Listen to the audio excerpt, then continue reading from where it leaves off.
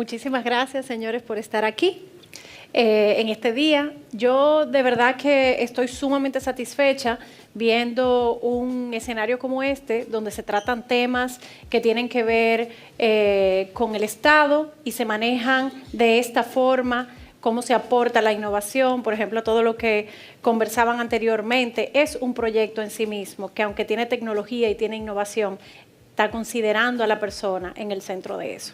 Porque al final los gobiernos lo que hacen es gestionar personas, gestionan recursos, pero también gestionan las personas, gestionan cómo las personas se sienten con el trabajo que todos los grupos del gobierno manejan. Entonces, entendiendo esto, es sumamente importante que nosotros podamos comenzar a plantearnos metodologías diferentes, formas distintas de pensar, formas distintas de hacer estrategias.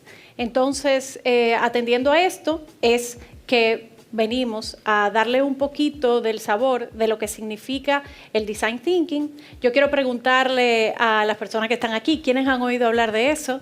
Sí, algunos, otros no. Bueno, me siento feliz entonces porque en la presentación le tengo un poquito de algo didáctico para ponerlos en contexto. Pero al final de cuentas, es una herramienta, como habrá muchas herramientas más, que nos va a permitir a nosotros, como gestores de las personas y de las instituciones en general, poner a la persona en el centro de lo que estamos haciendo. Muy bien. Ay, no me está funcionando. Para el otro lado. Ok, ahí está. Ok, entonces lo primero que nosotros tenemos que entender para poder hablar de esto es ¿qué es esto de Design Thinking? ¿De qué estamos hablando? Design Thinking es una metodología que para entenderla primero tenemos que comprender la diferencia que existe con relación al diseño y a la innovación. ¿Qué es diseño? ¿Qué es innovación? ¿Cómo lo contextualizamos? Y dentro de ese marco, ¿qué es Design Thinking? Bueno, básicamente diseño, cuando nosotros oímos esa palabra, en lo que pensamos usualmente es en algo terminado, en un boceto, en un edificio, en un producto final. Sin embargo, el diseño no es eso, el diseño es un proceso. El proceso de un orden mental que nos permite llegar a ese resultado. Esa es la primera definición que tenemos que cambiar, porque muchas veces en todo el tema de institucionalidad, de estrategia, nosotros no vemos el diseño como una parte de eso, porque lo vemos desde una valoración estética y no de una valoración de proceso y de transformación de los pasos mentales que vamos dando para llegar a un resultado. Por otro lado, tenemos que entender un poquito diferente lo que es innovación. La palabra innovación se confunde constantemente. Queremos muchas veces llamar innovación a todas aquellas cosas que hacemos que son nuevas, que son novedades. Entonces, nos pasamos señalando como innovación cualquier acción y se nos queda ahí en el medio del tintero que para innovar tenemos que poner a la persona en el centro, porque tenemos que crear un cambio y una transformación fundamental de la manera en la que hacemos las cosas. Entonces, si tenemos esos dos conceptos claros y diferenciamos esta parte, entonces será muy fácil para nosotros entender lo que es el Design Thinking. El Design Thinking no es más que un proceso que tiene tres partes principales que nosotros tenemos que tomar en cuenta si queremos generar esa transformación. La primera parte que tenemos que tomar en cuenta es las personas. Hay que atravesar una avenida de entender qué las personas quieren y necesitan. ¿Qué las personas quieren y necesitan que no saben que quieren? Nos hemos encontrado muchísimas veces tratando de solucionar un problema con que las personas a las cuales les solucionamos el problema dicen querer otra cosa. Entonces ahí vamos nosotros prendiendo los motores a avanzar hacia darles a las personas lo que ellos nos han dicho que quieren. Sin embargo, para poder hacer un proceso de transformación real, tenemos que meternos en una capa inferior con la gente de levantar qué están necesitando, qué quieren ellos, que aún no saben qué quieren. Usualmente en la gestión ordinaria no hay mucho tiempo ni hay mucho espacio para eso. Por eso utilizar herramientas como Design Thinking, que lo vamos a ver más adelante, nos permite a nosotros salir de la operatividad de la institución para entrar en un proceso adicional donde nosotros entendemos a la persona en su contexto. Lo segundo que tiene que tener un proceso de innovación, aparte de la persona, es que pueda ser viable para la institución, viable para la empresa que estamos gestionando. Muchas veces nosotros queremos hacer cosas que son fabulosas, que son novedades, que son innovaciones, que emocionan a la gente, que están muy centrados en lo que la gente quiere. Sin embargo, esas cosas no son viables para la empresa que nosotros estamos llevando. Poniéndoles un ejemplo más empresarial, si yo, por ejemplo, le digo a ustedes, yo quiero hacer una súper innovación, algo que yo sé que todo el mundo quiere, que es un botón que me va a teletransportar a mí de aquí a Nueva York. Ya no voy a tener que coger un avión, no voy a tener que ir allá, etc. Eso es una súper innovación. Eso está centrado totalmente en las personas porque al final ellos no quieren un mejor vuelo, ellos quieren llegar, ¿correcto? Sin embargo, si yo digo, bueno, eso se lo voy a entregar a esta empresa que es una empresa de alimentos. Bueno, eso no es viable para esa empresa porque esa innovación, por más buena que sea, por más centrada que esté en las personas, no se corresponde con la función y el propósito de esa empresa. Entonces pasa eso mucho en las instituciones. A veces descubrimos cosas muy buenas que están muy centradas en lo que la gente quiere. Viene incluso a veces del deseo propio personal de nosotros resolver un problema que estamos observando. Sin embargo, no está centrado en lo que es la viabilidad de esa institución y en lo que le corresponde para llevar a cabo una labor que sea perdurable en el tiempo. Y por último, tiene que ser factible. ¿Qué significa esto? Tiene que ser factible económicamente. Nosotros no podemos ponernos retos, por más necesarios que sean para las personas, que trasciendan los recursos, el presupuesto y, ojo, el tiempo disponible que nosotros tenemos para poder ejecutarlos. O sea, tiene que ser en esos tres aspectos.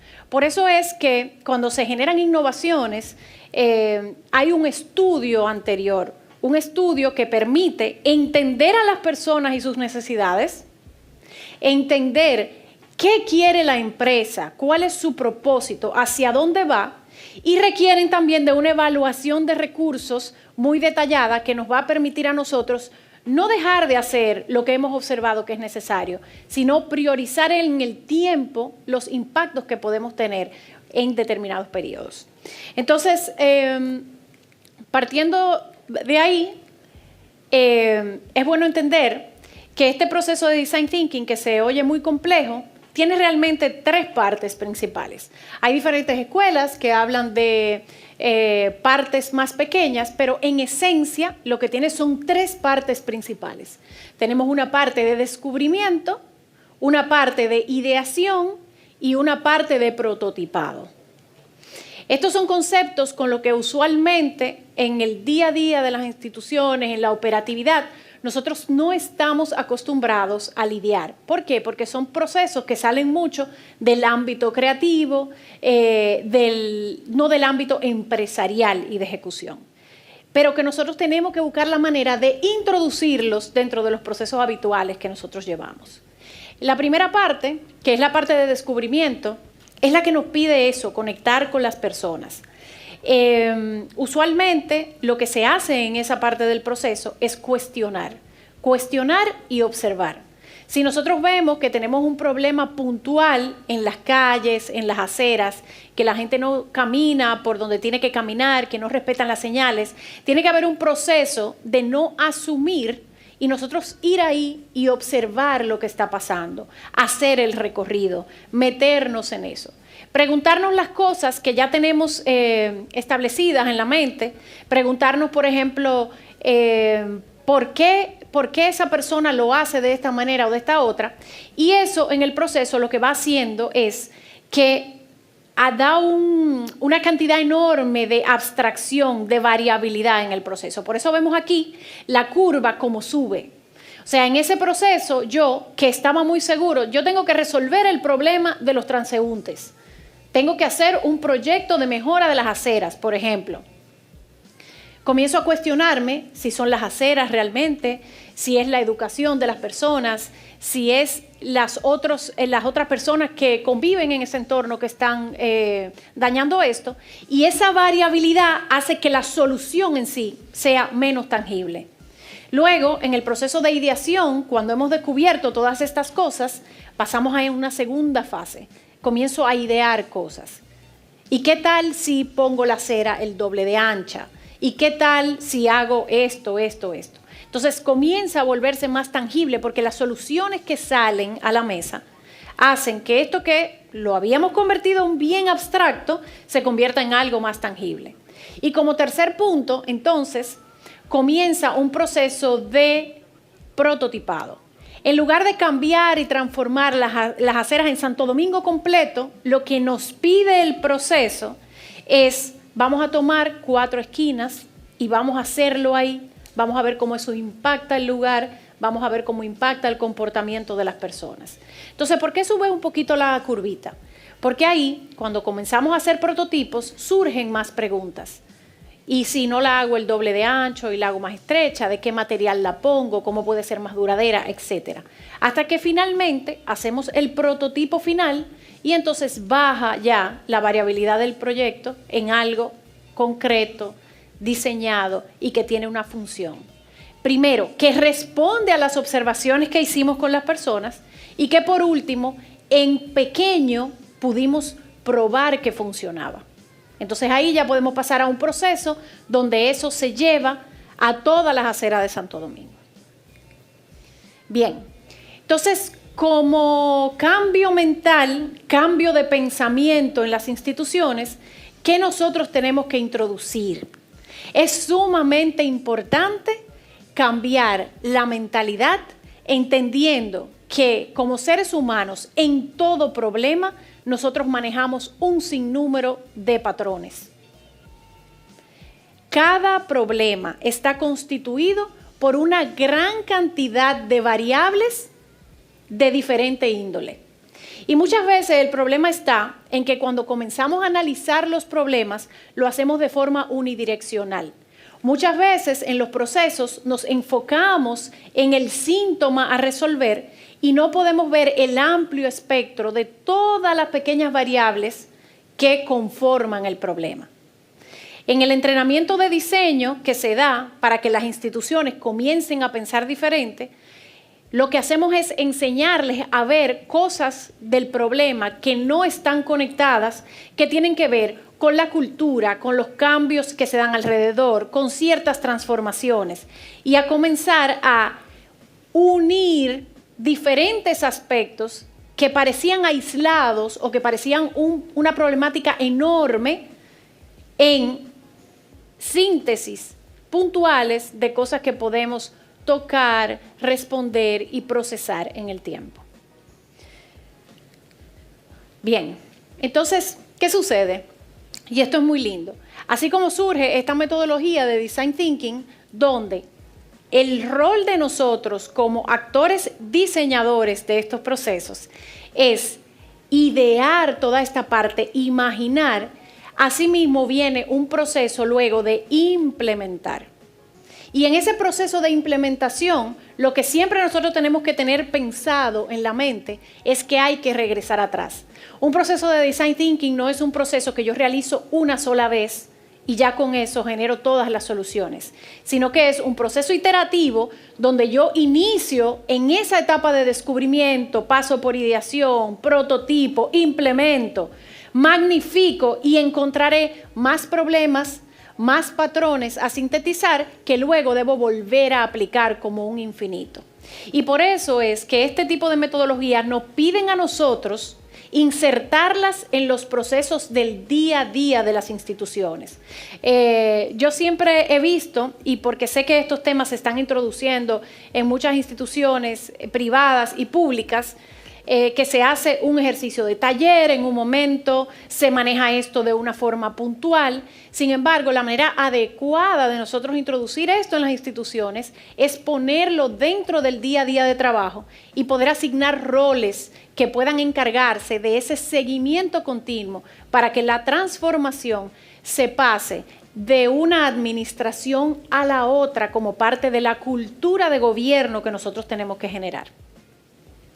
Bien, entonces yo les quiero poner un pequeñito ejemplo aquí, porque muchas veces estas conversaciones son muy abstractas, todas las conversaciones metodológicas a veces también son muy frías en el proceso y no nos permiten entender los pasos que tenemos que ir dando en concreto.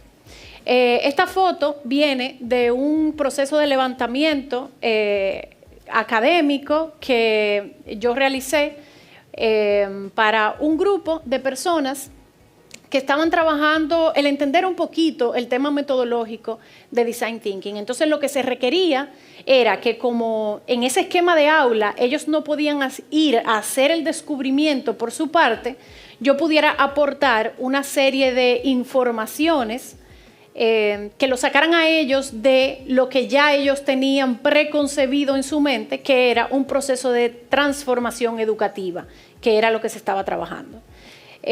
Para esas observaciones yo me trasladé a ciertas escuelas para ver cómo era la dinámica de esos niños.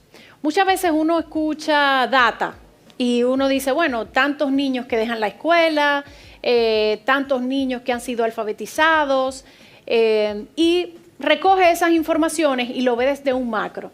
Pero nada es más valioso en un proceso de descubrimiento que bajar a la raíz y tú poder desarrollar empatía con las personas que forman parte de esa dinámica para tú generar soluciones que sean adecuadas para su situación. Entonces, en esa escuela, que de hecho es una escuela modelo prácticamente en San Cristóbal, una primaria, yo vi en esencia lo que nosotros siempre vemos. Primero, estos niños uniformados, felices, jugando, siendo niños en ese espacio. Un espacio además sumamente bien cuidado, bien atendido, desde fuera y de primera instancia, organizado de una forma que uno diría, bueno, hay bastante esperanza en el sistema escolar nuestro. Pero cuando uno comienza a profundizar y a empatizar y a hablar con esos niños, uno se da cuenta que hay un trasfondo que está más allá de simplemente el área escolar donde esos niños habitan. Tú comienzas a conectar con ellos y a darte cuenta que más allá de un niño alegre jugando, hay muchas dinámicas que influyen en la escuela y que se dan en el hogar. Viendo y conversando eso con las personas que eran los profesores, que era incluso la directora de ese mismo sitio, nosotros llegamos a encontrar hasta una bitácora, un diario de todos los abusos y maltratos físicos que estos niños reciben. A entender, por ejemplo, que en los procesos de educación en estos ambientes hay una gran cantidad de promiscuidad, de alcohol, de abuso de diferente índole, que termina siendo la labor con la que más tienen que luchar estos profesionales de la educación que con el simple tema de si el niño sabe leer, si sabe escribir. ¿Cómo yo traslado toda esa información cuando la mente de este ser humano que yo estoy tratando de educar está en otro lado? ¿Cómo yo genero en un espacio vulnerable para tantos niños un lugar seguro? ¿Cómo yo puedo hacer de las escuelas nuestras una burbuja donde se vaya saneando poco a poco la poca salud mental que tienen muchos de estos niños? Todas esas preguntas que yo les estoy haciendo a ustedes y que surgen de ese proceso de empatía y de transformación, son preguntas que uno no se plantea en frío, en blanco y negro, sentado en una oficina definiendo el futuro. Obviamente, uno tiene que tener la visión macro, porque la visión macro te permite despegarte del problema y verlo de manera sistemática. Pero si nosotros no contamos con la parte granular, uno a uno, que te evidencia problemas sistemáticos que también son individuales, que son del individuo, que surgen de la persona y que también están en la data, pero que tú no lo ves conectado a los resultados necesariamente, hasta que tú bajas ahí, no podremos tener procesos de innovación que estén centrados en la persona y que tengan continuidad a futuro. Bien, entonces por eso es que estos procesos de design thinking, de descubrimiento, de ideación, de prototipado, se ven de esta manera. Nosotros tenemos en el proceso un arco de innovación que, como yo se los puse, se ve muy lindo en este recorrido, donde yo tengo una fase primera, una fase segunda, una fase tercera, pero que en la realidad y en la implementación se ven un poco así. Tú comienzas en un punto, hay una gran cantidad de variabilidad que se va dando en el proceso, cosas que tú descubres, que tú dices está conectada, no está conectado, y hay un poco una nebulosa. Por eso el entrenamiento del diseñador en el proceso para lo que sirve es para gestionar ese caos de la incertidumbre, de la variabilidad y de encontrar sentido en lo que parece estar desconectado, pero que está conectado. Lo que yo sí les garantizo es que hacer este tipo de ejercicios nos permite a nosotros salir a camino en un punto B donde hay mucho más claridad que se produjo del desorden de la que nosotros jamás imaginamos que podíamos generar. Eso es, por ponerles un ejemplo, como cuando uno está arreglando el closet, nunca va a quedar tan bien cuando tú mueves dos cosas que cuando tú sacas todo lo que tienes ahí dentro y lo entras de vuelta como debe ser. Entonces, un poco a eso es que invita este proceso de design thinking. Yo quiero poner un par de ejemplos de un país que entiendo que históricamente ha hecho cosas clave, lo ha hecho muy bien. Y para eso yo puedo identificar, no sé si conocen a esta persona, Pertea Antanasmocus, quien fue alcalde en Bogotá durante los 90, me parece. Y él hizo algo realmente transformador. Y fue eso, entender a la persona. De por sí es un individuo que, aunque no haya trabajado con la metodología, sí un background muy sociológico en su haber, le permitió identificar cosas que estaban ocultas para los otros alcaldes que trataban de organizar la ciudad. Y él lo que se dio cuenta fue que a la persona en Bogotá pagar las multas, sí, era un inconveniente, pero no era tan grave. Bueno, yo pago la multa ya, pagué la multa, hice lo que iba a hacer. Y él comienza a entender la psicología del colombiano y dice, el colombiano es un ser sumamente vergonzoso. Que tú le llames la atención al público, que tú lo avergüences, que tú le digas, lo hiciste mal, que los otros lo vean. Eso tiene más valor para él de desgaste que simplemente pagar una multa, dar un dinero y demás. Entonces él comenzó un operativo en el cual, en lugar de tener policías en las esquinas de las calles, comenzó a tener estos mimos que señalaban cuando alguien se paraba en el paso de cebra, cuando hacía las cosas mal hechas, le levantaba una tarjeta, se burlaba, decía diferentes cosas y todo el que estaba alrededor ejercía una presión social que hacía que la persona fueran recogiendo esas actitudes que se habían convertido en el día a día del tránsito en esa ciudad. Y así como esa acción, les invito a verlo si no lo conocen como personaje, tiene muchas acciones de esa naturaleza que con poca inversión, pero con mucha inventiva, entendiendo las personas y sus motivaciones, pudo ir transformando la idiosincrasia en ese país. Otro ejemplo súper interesante, también en Colombia, en Medellín. Medellín era una de las ciudades más convulsionadas de violencia, droga y una serie de cosas horribles que pasaban allí. Y llega un grupo de personas con una visión de transformar los espacios en Medellín. Y esa transformación de los espacios en Medellín, entendiendo a las personas, ¿desde dónde? Desde ya esto está tan mal, ya esto se ve tan mal, que ya dejemos lo que se ponga peor. Ese era el sentimiento. Entonces, en un levantamiento, ellos comprenden ese sentimiento de las personas en Medellín, donde tú no tienes ninguna intención de mejorar porque todo está tan mal que ya tú no te sientes ni siquiera digno de recibir algo mejor.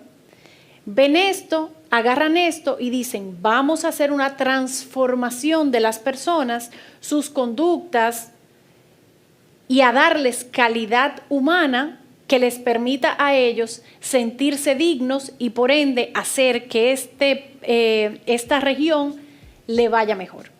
Entonces, ¿qué comenzaron a hacer? Ellos comenzaron con pintura inicialmente, adecentando todas las áreas de tránsito y todas las áreas de recreación en todos esos barrios malos alrededor de Medellín. Después eso se extiende más aún hacia áreas de recreación más grandes, monumentos, etc. Y estas personas comienzan a ver cómo en los números se mejora absolutamente todo. Baja la criminalidad, comienzan a elevar la cantidad de personas que están en escuelas, en universidades, comienza a adecentarse la cantidad de personas y el tipo de personas que se van mudando a esa ciudad desde otros lugares, etc.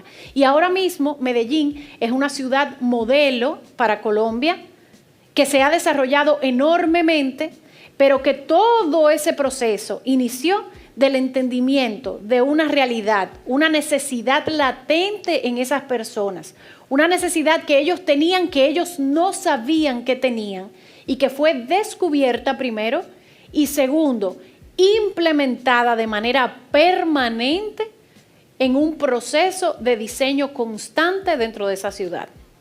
Entonces, viendo ejemplos como este, es que yo quiero que ustedes se hagan la idea de el lugar tan importante que tienen las instituciones en el impacto individual de las personas, en el impacto de su vida individual. Muchas veces nosotros vemos, como digo, los números grandes, pero los números grandes adquieren belleza y calidez cuando nos damos cuenta que esas transformaciones macro que estamos haciendo impactan a personas de forma individual y específica. Por eso me encantó tanto la intervención anterior cuando estamos comparando todo este tema de proceso, de tecnología, con cómo impacta la felicidad de la gente. Porque al final es eso. Tú impactas la felicidad, impactas la dignidad e impactas la sensación general de todos. Y así es como nosotros nos convertimos en nación y cómo hacemos comunidad. Bien, entonces, ¿qué es bueno saber de este proceso de Design Thinking? Bueno, es un proceso mental de abrir y cerrar, donde tú vas ampliando y vas luego cerrando conceptos. No es un proceso de pensamiento lineal, es un proceso de pensamiento divergente en el que tú abres y cierras para encontrar soluciones. Segundo,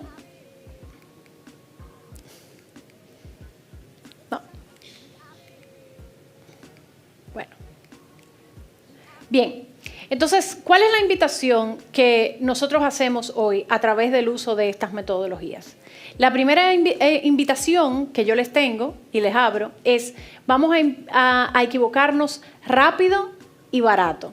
Muchas veces decimos, bueno, no tenemos recursos para hacer todo lo que queremos hacer. No tenemos recursos de tiempo, de dinero, Vamos a implementar cosas como esta, donde podamos en el proceso ir validando si eso funciona o no para equivocarnos rápido y barato. La palabra equivocarnos en una institución del gobierno tiene un costo altísimo. Equivocarse es algo que prácticamente uno no se permite hacer. Y yo en el día de hoy quiero invitar a todas las personas que son gestores públicos a equivocarse más. Porque si ustedes consiguen equivocarse muy rápido, equivocarse en cápsulas donde además eso no tenga un costo alto, van a lograr impactos que luego le van a dar muchísimo beneficio a las personas. Vamos a hacer ese proceso de aprender a equivocarnos y a permitir equivocaciones controlables que nos permitan llegar a mejores soluciones que las que estamos consiguiendo hasta ahora. Segundo, vamos a generar institucionalidad y continuidad respetando los procesos de diseño. Uno de los problemas principales que nosotros nos enfrentamos en las instituciones públicas es, partiendo de ese temor a equivocarnos, no podemos generar institucionalidad ni continuidad, porque los procesos inician y mueren con la persona que lo está gestionando. Nosotros tenemos que introducir e implementar culturas que se pasen de una administración a la otra, de un periodo a otro, de un tiempo a otro, e incluso de una región y de una ciudad a la otra, con las cuales nosotros vamos a generar esa continuidad. Y eso solo lo logra un proceso de diseño común, un lenguaje común, cultural en las instituciones públicas que podamos compartir y defender. Si hay algo que tenemos y que debemos defender, es hacia allá. Y por último, esto lo que nos va a permitir es diseñar una nación que esté centrada en las personas. No solamente que esté centrada en la parte histórica, que esté centrada en resultados puntuales de un momento y de un periodo, sino que esté centrada en la vida general que los ciudadanos van a experimentar a largo plazo. Y por último, que me encanta terminar con esta frase, yo siempre digo esto de Thomas Edison, que es una visión sin ejecución, es una alucinación. Es muy importante desde el rol que nosotros tenemos como gestores públicos, pensar en la ejecución como algo vital. ¿Cuál es la crítica mayor que se le hace a las personas que están en esa posición? Que se paran a hablar, que dicen muchas cosas, que pintan una idea muy grande de lo que puede ser y que al final no vemos que se ejecuta nada. La única manera de nosotros abordar proyectos grandes y ejecutar ideas grandiosas es a través de un proceso paulatino de diseño, donde nosotros vamos eligiendo qué abordamos primero. Desmenuzamos y desglosamos todos los elementos que conforman las problemáticas enormes que debemos enfrentar como país y comenzamos a hacer una ejecución controlada, sistemática, que dura en el tiempo y que se convierte en parte de la cultura de gestión y de gobierno. Pues muchas gracias.